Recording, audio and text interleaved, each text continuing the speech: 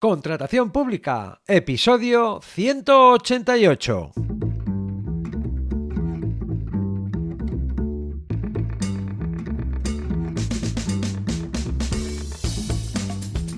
Bienvenida, bienvenido a Contratación Pública, el podcast, la radio del contratista, donde se habla de todo lo relacionado con vender a la administración.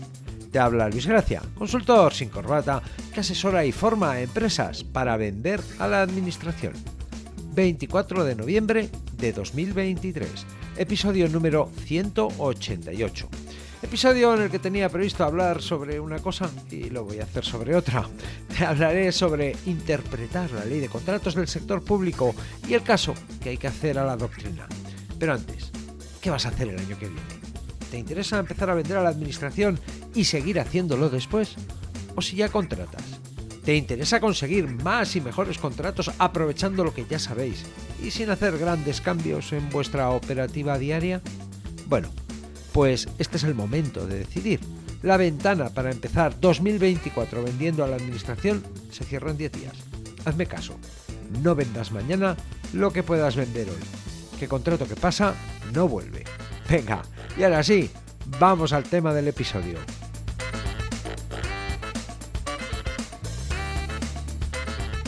En muchas ocasiones, una búsqueda en internet, el artículo de un blog, lo que cuento en este podcast, o hasta una lectura e interpretación de lo que se dice en la misma ley, puede abrir un hueco, dar una oportunidad o crear una condición que de otro modo no tendrías. Descubres algo, encaja con tu necesidad, te conviene, lo das por bueno y decides utilizarlo. Bien, pues es peligroso. Por eso es importante conocer los límites, advertir las trampas, sujetar las ganas de creer y someter siempre las cuestiones o impresiones que se puedan tener a otras personas que no estén contaminadas por un interés o afán especial en el asunto de que se trate. Me explico. La ley de contratos del sector público es una ley extensa que trata de regular y resolver las formas, límites y situaciones en las que se debe preparar, adjudicar y ejecutar un contrato público. Una ley que cuenta con una larga historia y una referencia obligada, la Directiva Comunitaria 2014-24/UE sobre contratación pública. Una ley potente, rotunda, que recoge experiencias pasadas y también las directrices europeas sobre el asunto. Aún así, y pese a todo ello, la ley tiene los límites de cualquier ley. No es omnicomprensiva, no es capaz de regular todas las situaciones que se pueden dar en la realidad. La realidad es compleja y cambiante y es imposible prever todas las posibles situaciones que pueden ocurrir.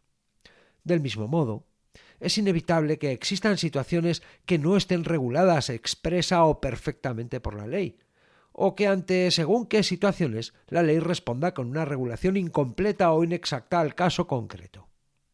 Las leyes son instrumentos imperfectos que tratan de regular la realidad de la mejor manera posible, pero no pueden ser perfectas. Aún así, la ley es la ley, y menos mal que hay ley. Cuando contratas con la administración, es habitual que con cierta frecuencia se den situaciones a las que la ley no responde con precisión o exactitud. En esos casos, son las personas que conforman las mesas de contratación, los mismos órganos de contratación, quienes interpretan la ley y aplican la solución o medida que consideren que viene más al caso. Dependiendo de la situación en concreto y de la persona, podemos encontrar diferentes formas de abordar las situaciones y resolverlas. Por un lado, basándose en la experiencia, porque basta, porque es una cuestión que se da por sabida y entendida. Y por otro lado, combinando el saber y la experiencia con la consulta a la doctrina más reciente y los casos más iguales o asimilables al que se presente. Sin duda, la opción que se aproxima más a ser más justa y a que el órgano o mesa de contratación tenga una actuación más equilibrada es la segunda opción: saber, más experiencia, más consulta o estudio de casos similares. Lo que ocurre es que en muchas ocasiones no hay tiempo para tanto o se considera que la situación no lo merece. Aunque por su particular naturaleza la contratación pública es un ámbito vivo, muy dinámico, en el que no dejan de presentarse nuevas situaciones, casos parecidos pero no iguales, situaciones singulares que obligan a pensar, repensar y de nuevo interpretar tanto lo que dice la ley como la directiva comunitaria de la que proviene.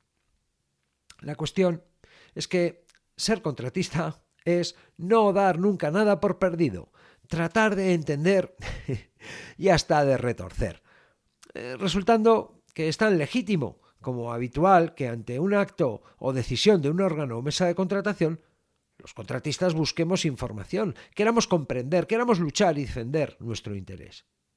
Vivimos buenos tiempos y en un buen sitio. Tenemos un acceso casi ilimitado a la información. De hecho, hoy la confusión no surge de la escasez, surge de la abundancia de información, referencias, artículos, sesudos, libros y hasta un podcast sobre contratación pública. Y en muchas ocasiones, en esa búsqueda de saber para comprender, pero sobre todo para pasar a la acción y luchar por nuestros intereses, nos quedamos con lo que más conviene o se acerca a dar respuesta a nuestro caso. La opción, la interpretación de la ley o caso que resulta más cómoda o afín a nuestra situación o necesidad.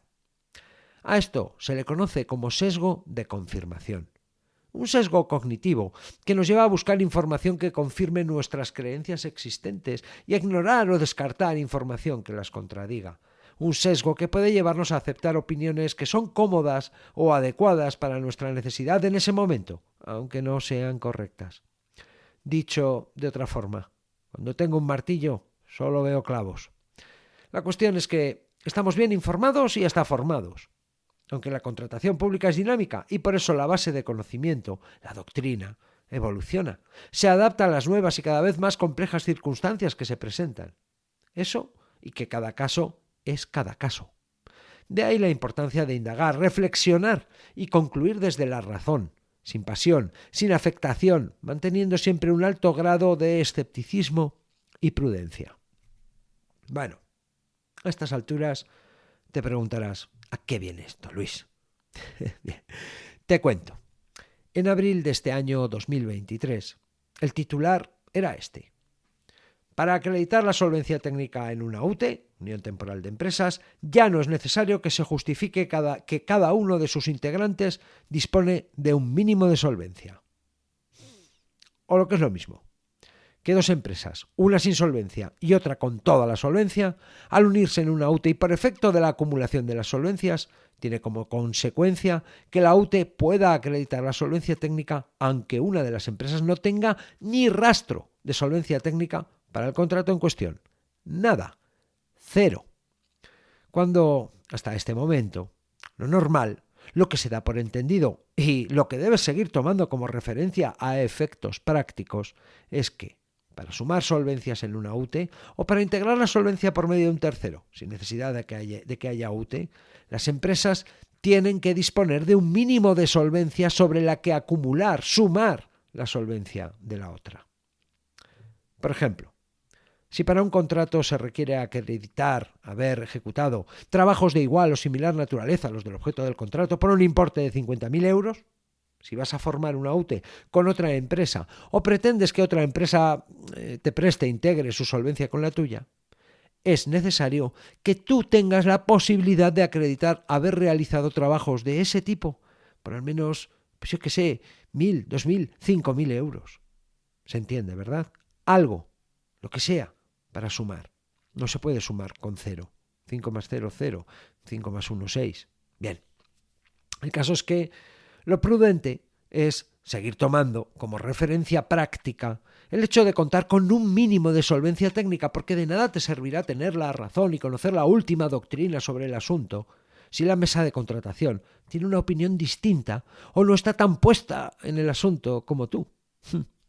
Y es que no es cuestión de que ante la exclusión de un procedimiento de adjudicación, que te echen por no acreditar la solvencia técnica tomando en cuenta esta premisa, te veas en la obligación de recurrir o ir al juzgado.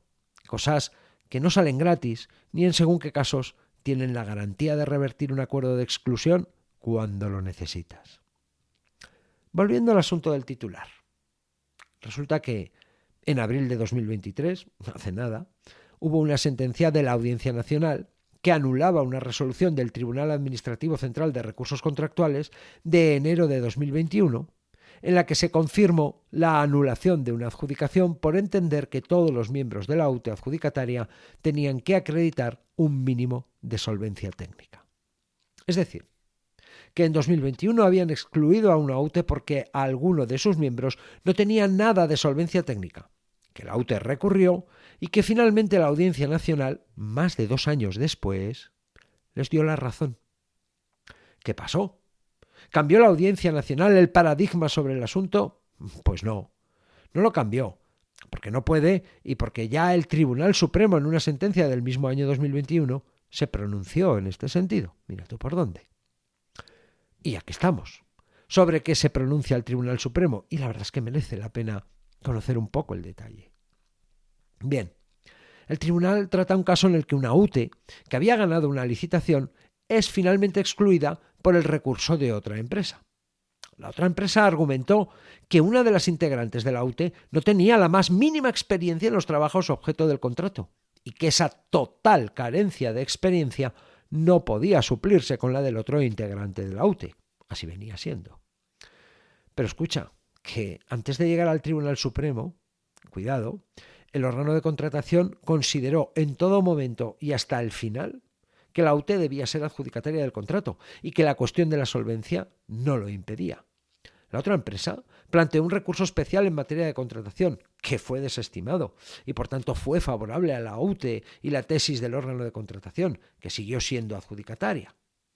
Aunque después de ese recurso la empresa que recurría llegó al juzgado de lo contencioso administrativo, y mira por dónde ahí sí consiguió que sus pretensiones fueran consideradas, les dieron la razón, ya que el juzgado de lo contencioso consideró que la UTE sí debía ser excluida. La cosa no acabó aquí. La UTE excluida recurrió y llegó al Tribunal Superior de Justicia de Murcia, que nuevamente, y alineándose con lo que dijo el juzgado de lo contencioso, consideró que la UTE debía ser excluida y que la empresa que recurría debía ser finalmente la adjudicataria del contrato.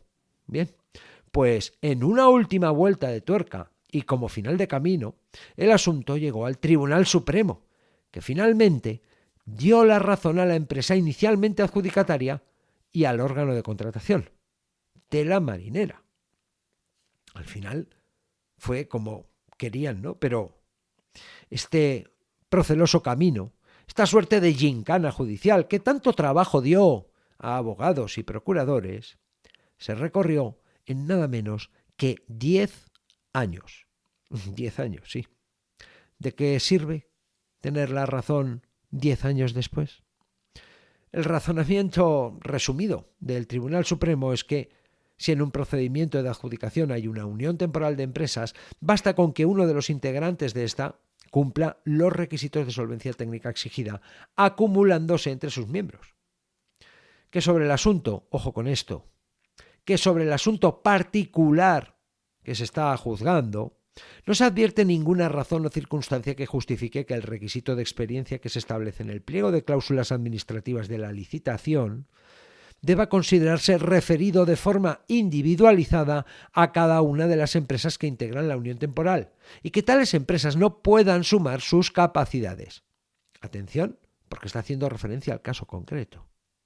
Concluyendo que, en definitiva, el Tribunal Supremo considera que negar la posibilidad de que se acumulen o sumen las capacidades técnicas de las empresas que concurren juntas a esa licitación en concreto, al asunto en concreto que se le plantea, resulta carente de justificación y vulnera los principios de funcionalidad, de complementariedad de las capacidades y de proporcionalidad que, según la jurisprudencia del Tribunal de Justicia de la Unión Europea, deben imperar en la interpretación de esos mecanismos previstos en el ordenamiento jurídico, precisamente para favorecer el acceso de las empresas a la contratación pública.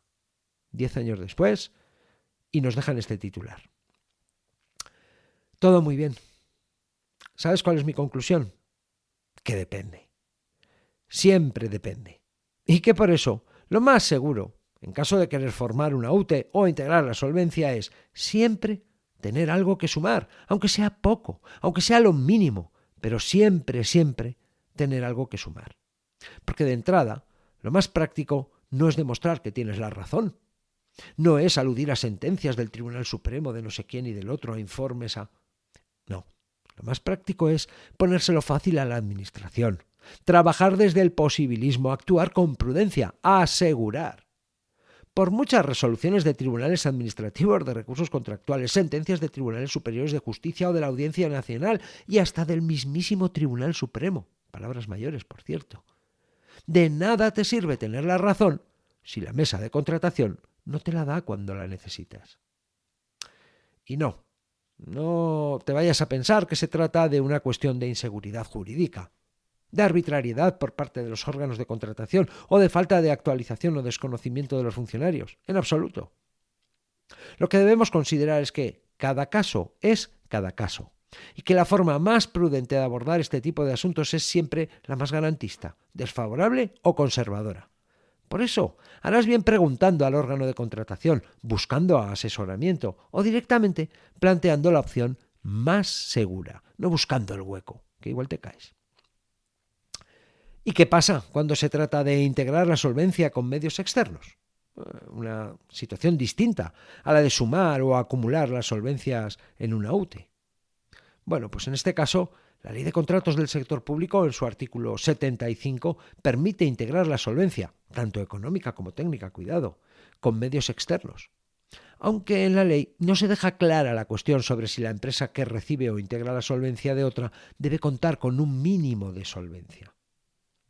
A este respecto, y aunque en el texto de la Ley de Contratos del Sector Público no se haga referencia a esta cuestión, la doctrina, distintas e incluso frecuentes resoluciones de tribunales, dan por sentado que, según el diccionario de la Real Academia Española de la Lengua, integrar no es más que completar un todo con la parte que falta.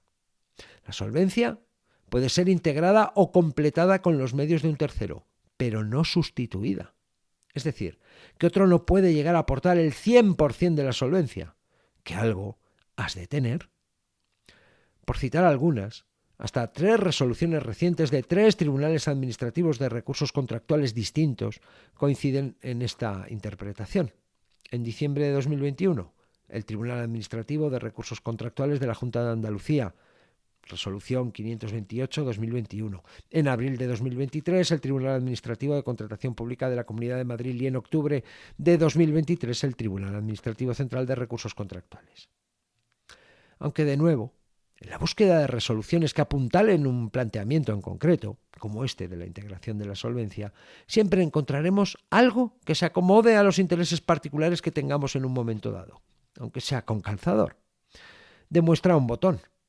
Concretamente, la reciente resolución 1300/2023 de octubre de 2023 del Tribunal Administrativo Central de Recursos Contractuales.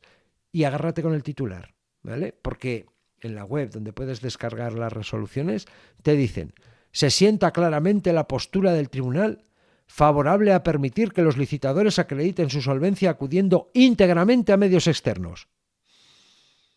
No hay limitación alguna en la Ley de Contratos del Sector Público ni en la normativa comunitaria. Superación de la anterior doctrina, de que hacía falta un mínimo de medios propios para acreditar la solvencia. Una resolución con este titular. ¿Pero qué me estás diciendo? ¿Pero cómo puede ser que me digas una cosa y a renglón seguido la contraria? Bueno, pues como a estas alturas ya va sobre aviso, de entrada, desconfías. Porque ya te adelanto que si el sesgo de confirmación te lo permite y dedicas el tiempo necesario a leer las 9 páginas de la resolución que da origen a semejante titular, te quedará claro que eso aplica a un determinado y concreto caso en particular y que para nada constituye una regla general, cambia el paradigma y ni mucho menos sienta una nueva doctrina. Cuidado, cuidado. Es verdad, a veces vemos lo que queremos ver y otras veces nos enseñan cosas que nos llevan a confusión. En fin, lo que parece que sigue quedando claro, doctrina pacífica lo llaman, es la cuestión de integración de la solvencia técnica cuando para el contrato en cuestión se requiera acreditar una determinada clasificación como contratista del Estado. Ahí sí. Recuerda que la clasificación como contratista, si bien es interesante y en algunos casos hasta conveniente, solo es obligatoria para ejecutar obras, exclusivamente obras, de un importe igual o mayor a 500.000 euros. La cuestión es que, en este caso, el artículo 77.1a de la Ley de Contratos del Sector Público no dejará lugar a dudas al establecer que, para los contratos de obras cuyo valor estimado sea igual o superior a 500.000 euros, será requisito indispensable que el empresario se encuentre debidamente clasificado como contratista de obras. O sea que el punto de partida es siempre que la empresa esté clasificada. Otra cuestión será que la clasificación que la empresa tenga sea la suficiente para atender el requisito establecido en una licitación en concreto. En ese caso, tal y como prevé el hace un momento nombrado artículo 75 de la misma ley, la empresa podrá integrar la solvencia, la clasificación de un tercero para llegar a acreditar el requisito de solvencia que se requiera. Y esto también en el caso de UTES. Por todo esto que te acabo de contar, es importante leer los titulares como lo que son. Titulares, resúmenes que intentan condensar en pocas palabras miles de palabras. La lectura de un titular de interés no debe dar lugar más que a tomar la decisión de leer con atención y procurar entender el contenido del documento que le da origen. Por otro lado, la primera y más importante premisa que se debe considerar es que cada caso es cada caso y resuelve una situación particular. Es normal, sí, es normal tender a generalizar, a acomodar a nuestro interés o propósito todo aquello que nos sirva. Algo tan normal como peligroso. Porque partir de premisas erróneas, empoderarse con titulares y lecturas en diagonal de documentos densos, tomar la parte por el todo, olvidar que cada caso es cada caso, puede llevar a caer en otro sesgo cognitivo, el sesgo de control, que conduce a tomar riesgos innecesarios o a pasar por alto peligros potenciales. Por eso, harás bien leyendo con tiempo y atención, tratando siempre de entender y profundizar. Por supuesto, preguntando al órgano de contratación antes de actuar, sin duda alguna, buscando asesoramiento o directamente optando por partir de la premisa más desfavorable o que puedas considerar como más conservadora o segura. He visto de todo. A muchos contratistas dándoselas de enterados, dando cosas por supuesto en base a suposiciones y lecturas parciales, en base a titulares jugosos. Luego, batacazo. En esto de la contratación pública pasa como en todo. Cuanto más profundizas, más dudas. Cuanto más aprendes, más sabes que no sabes. En resumen, las leyes en general no son capaces ni pueden pretender regular todas las situaciones a las que la realidad les llega a someter. Y es que la realidad es compleja, cambiante. Por eso y porque siempre hay quien está dispuesto a retorcerla, las leyes no pueden prever todas las situaciones que se pueden dar en su aplicación. La ley de contratos del sector público no es una excepción y resulta frecuente que haya casos y causísticas que requieran de una interpretación particular. Y en primera instancia interpretan las mesas de contratación y los funcionarios del órgano de contratación. Luego vienen los tribunales, los jueces. Los contratistas, al igual que cualquier persona, estamos expuestos al sesgo de confirmación. Un sesgo cognitivo que nos lleva a buscar información que ayude a nuestros intereses, que confirme nuestras creencias y que ignore o descarte información que las contradiga. Por eso es importante que los contratistas seamos conscientes de este sesgo y que nos esforcemos por ser concienzudos y objetivos al analizar información. Mira, hay que indagar, reflexionar y concluir desde la razón, sin pasión, sin afectación, manteniendo siempre un alto grado de escepticismo y prudencia. Porque aun creyendo tener la certeza de que la razón está de nuestra parte, aun contando con resoluciones, sentencias e informes de juntas consultivas, es importante tener siempre presente que cada caso es cada caso, que generalizar y tomar la parte por el todo es peligroso y sobre todo que las cosas no dependen de lo que nosotros opinemos o entendamos, dependen de lo que en primera instancia entienda o considere la mesa o el órgano de contratación. Casos recientes, como el de la acumulación de solvencias en una UTE o las particularidades de la integración de solvencia por medio de terceros, pueden llevar a equívocos que se saldan con pérdidas, sinsabores y hasta mayores costes para los más contumaces. Y es que un contratista no está en la contratación pública para tener la razón y enzarzarse en cruzadas y pleitos con la administración.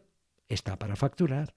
Por eso lo práctico e inteligente es actuar desde el posibilismo, la evitación del problema y aún de la más mínima fricción, ser consciente de los sesgos de confirmación y de control y, por supuesto, informarse y asesorarse. Y hasta aquí el episodio 188. En el próximo episodio te hablaré sobre... aún no te lo puedo asegurar. Puede haber entrevista o un tema del que quizá todavía no hayas oído hablar todavía. Puedes hablarme. Espero tus opiniones, propuestas, sugerencias y dudas en luisgracia.es/contactar. Puedes aprender a vender a la administración en luisgracia.es y puedes escuchar este podcast, este programa Contratación Pública, a través de Spotify, iVoox, Apple Podcast y en cualquier app de podcast, en todas partes menos en Onda Cero. Gracias por estar al otro lado, por recomendar este podcast a otros contratistas, por tus comentarios y valoraciones. Nos escuchamos dentro de una semana.